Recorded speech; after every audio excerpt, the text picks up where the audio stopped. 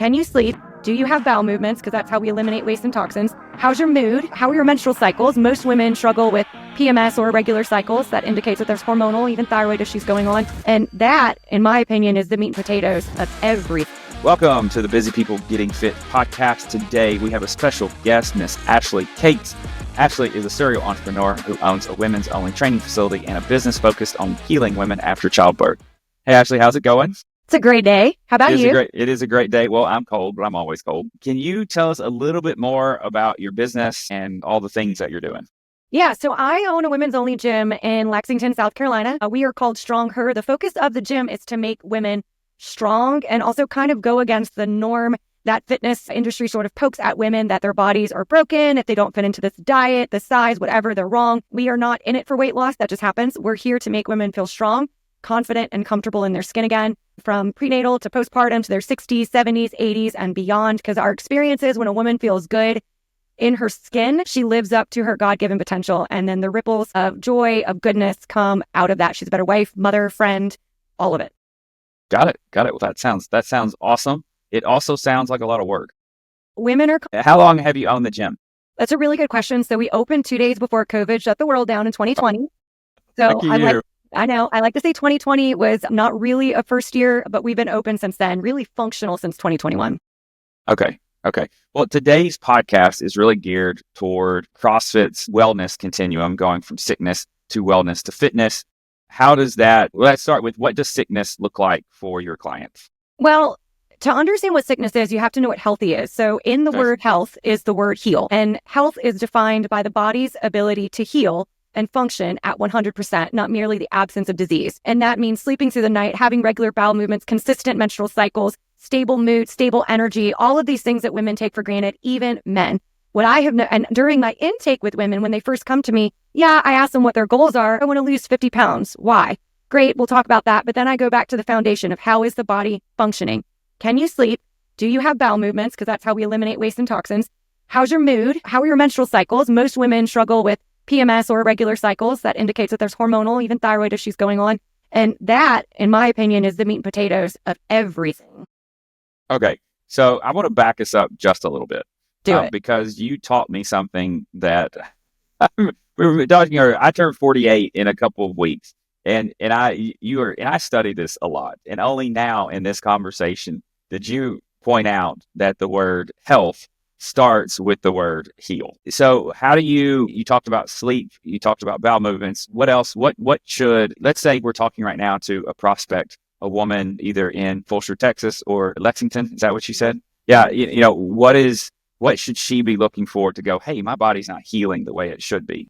Unfortunately, women don't realize that their body has a problem until they're at a weight that they don't feel comfortable in, or they're incapable of functioning in the way that they want. And it's usually exacerbated to the point that they are mentally and emotionally distant from the people around them, or too tired to do the basic things like get out of bed and actually vacuum their floor, right? What people should be paying attention to, and I say this without hesitation and apologetically but unapologetically, is the medical system has failed us in that they haven't educated people to understand what health looks like, realizing that you should be able to lay down and fall asleep within a half an hour. You should be able to sleep through the night. You should wake up and feel rested without needing coffee. I love coffee. It's my emotional support system. I choose to drink it. I don't need it. You should be having bowel movements as frequently as you are eating. So I eat 3 meals a day. I should have 2 or 3 a day. And it's not pebbles, by the way. I'm very open book. And our menstrual cycles should have a distinct luteal phase, which is post-ovulation. We should not have premenstrual symptoms like bloating, constipation, diarrhea, acne. This is all signs and symptoms that the gut is out of balance. And we should have typical cycles, meaning 5 to 7 days, start off moderately heavy, and then trail off. And also, I'm going to say this, and it might make you blush, women should have a sex drive. And if we're not experiencing the libido, those types of things, it means that the core foundation of our organs' functions are out of balance. Yeah. So, if you think you're going to make me blush, that isn't going to happen. Okay, good. I can talk about this stuff all day long. Me too. Yeah, you bring up, it's so crazy, the conversations that it sounds like you're having and that I have as well. We do ask these personal questions when someone joins the gym, and I do it for both men and women. We should be sleeping through the night. We should be able to go to sleep. We should be tired when we're going to sleep. We should sleep through the night. We should be all the things that you said, having, being able to pee, being able to poop, being able, that these normal things. And yes, you should have a sex drive, right? I mean, if we don't have a sex drive, then that is a symptom that something is wrong. I have my own personal story where I was doing everything I thought possible, didn't have a sex drive, went to the doctor, and it turned out that I had this major hormonal issue happening. And literally the only symptom was that I had no sex drive. Yeah. Which my wife would tell you that was a ding, ding, ding, ding, ding, something is wrong here. Yeah.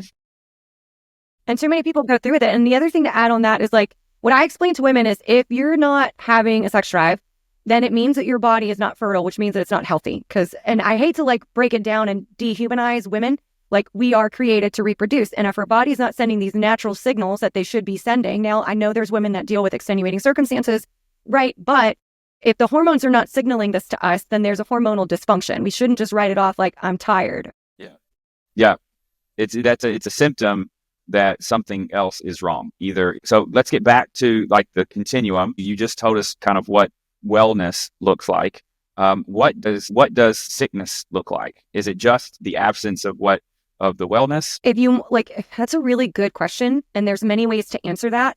I think just to make this very personal to whoever's listening to this, if you have a vision of who you think that you are or how you want to live and move through the world, do you have the physical, emotional, mental capacity to do and be those things? If you don't, most likely you're in the sickness category. If you're not doing those foundational things. Does that make sense? Yeah, it does. What I'm hearing is that, that's a check mark for some red flags. And for me, a red flag, it doesn't mean that something is guaranteed to be wrong. It just means that maybe I should check this out.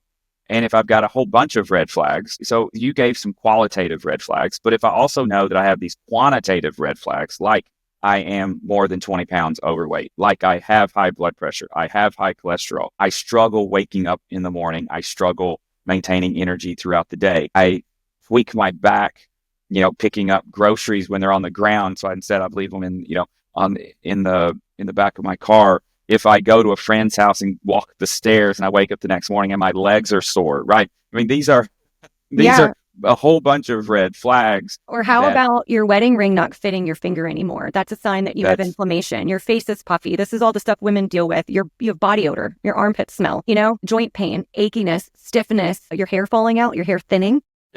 Yep. Dry mouth, chronic yeast infections, chronic UTIs, even recurring, even if it's once a year. All of those things are signs that your body is not functioning the way that it should. Yeah. Okay. So we've talked about what health or what wellness looks like. We've talked about what sickness looks like. What do you do in your gym or when you're working with your clients to move from sickness and into wellness and then all the way over into fitness? It's another good question. Everything is implemented one at a time, because if you implement too many things at once, you never know what exactly the problem is or what works. But we always start with some sort of an evaluation. So we take the measurements, right? What's your body fat? What's your muscle mass percentage? What's the current snapshot of your nutrition and your day like? So we have some sort of foundation to move off of.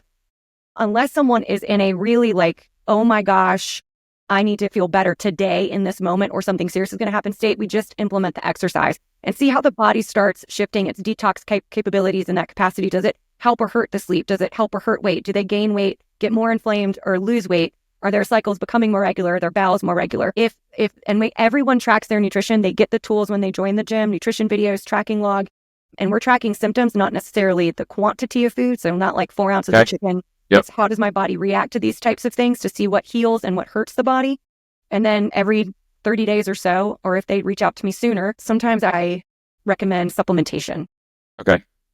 And so someone comes into the gym, they start with exercise, you pull out the vibrating plate that you got off TikTok, you just have them stand on that for 30 minutes at a time. We just shake no. What? I'm just saying that's all I'm seeing on the social media is that's all you have to do. You know what's really cool is that actually does help with your lymphatic system, but if your detox pathways are blocked and you're dealing with the swollenness, you're actually going to re-inflame your system, because if you're not pooping every day, the shake and bake is not going to shake and bake it. It's just going to stir it up and make it mad. We focus on the principle of reciprocal inhibition, which is muscles and their relationships to one another. So agonists, synergists, antagonists, whatever you want to call it. And before anyone gets on the weight floor, we take 4 30-minute one-on-one sessions to assess the patterns with which they move, to start working on those physical inhibitions they have, if you call it, or compensation patterns. So that's one. And then they go straight to strength training, because we know, you and I know, And research shows that that is the most effective way to heal the body, but also to encourage positive hormone changes, muscle mass growth, detoxification, all of it. Okay, so let me summarize what you just said, and we need to repeat this like 3 or 4 times. Strength training for women. Yes. It's true for men too, but yes, strength training is the number one training methodology that will improve your body fat, that will improve your muscle mass, that will improve your bone density, that will improve your hormonal balances, that will improve your mood, that will improve the way that your body accepts food and then expresses food. Yes. Weight training solves every single one of those problems. Yes, it is how we were created or evolved, however you believe in that. Either one. That's the way our bodies work right now, is however we got here, is that strength training. And by strength training, you mean going over and picking up the 2-pound pink dumbbells and doing some shoulder presses and maybe some. I'm going to insult somebody right now, but when I see women that lift those little baby dumbbells and I look at their purse or pocketbook or wherever in the US you are, I'm like, girlfriend, your pocketbook is 15 pounds. You need to at least double your pocketbook. Come on, girlfriend. Okay, so I'm so happy. It's so funny that you bring this up because I see this less in my CrossFit classes and my adult CrossFit classes. Even with my women, we don't see it very much, but we see this a lot in our senior adult program. So our oldest client is 94 years old, right? And he's awesome, and he doesn't have this issue. But I do have, let's say, a typical client in that class is going to be a woman. She's 82 years old.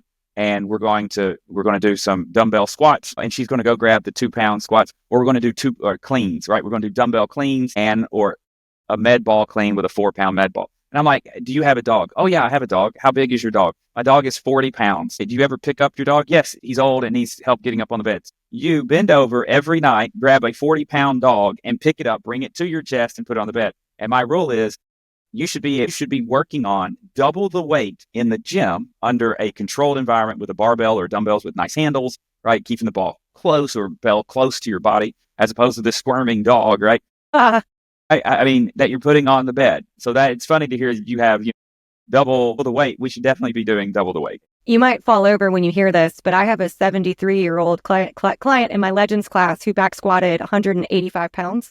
Love it. And when she first joined me 2 years ago, she couldn't even stand up off a box because she had knee pain. Yeah. We experience the exact same thing. Starting people at a 24-inch box, 20-inch box, 16 and 12, start back squatting off of that. It's awesome, right? And we can still see muscle growth. We can still see improved bone density, right? I mean, we can still see fat loss even at that age. But of course, the sooner you start, the better off your life is going to be. Yep, I agree. Awesome. Well, I wanted to keep this conversation to roughly about 15 minutes, and we just blown through that. Yeah, I talk a lot. But this was super helpful. I sincerely appreciate your thoughts on the topic. Before we get off, I do have some quick questions that I'll rapid fire to you. You ready? Yeah. Okay. Morning workout or night workout? Morning. What's your morning? What's your definition of morning? Anytime between 7 and 10. After that, I'm done. Okay, 7 to 10. See, my morning starts at 4. I work earlier, but yeah. Okay, coffee or tea? Coffee. Squats or deadlifts? Deadlifts. Cat or dog? Cat. Really? Yep. Okay, no, I didn't know that about you. Burpees, do you love them or hate them? Oh, no. No. No. Beach or mountains? Beach. Barbells, kettlebells, or dumbbells? Barbell. Okay. Protein shake flavor, chocolate or vanilla? Chocolate. Okay. And last one, what is your go-to pump-up song? Ooh, Forever by Drake with Eminem and Kanye West. Awesome. Well, thank you, Ashley. I sincerely appreciate your time and your experience and your expertise, and I look forward to talking to you again. I thank you. Thanks for joining me on today's episode. I hope you learned something from my conversation with Ashley. If you want to learn more or get started with weight training, go to blueeaglefitness.com and click the link, Talk to a Trainer. You can also like and share this episode of the Busy People Getting Fit podcast. I would be honored if you hit that subscribe button. Until next time, keep showing up, keep striving, and remember, sustainable progress beats perfection every time.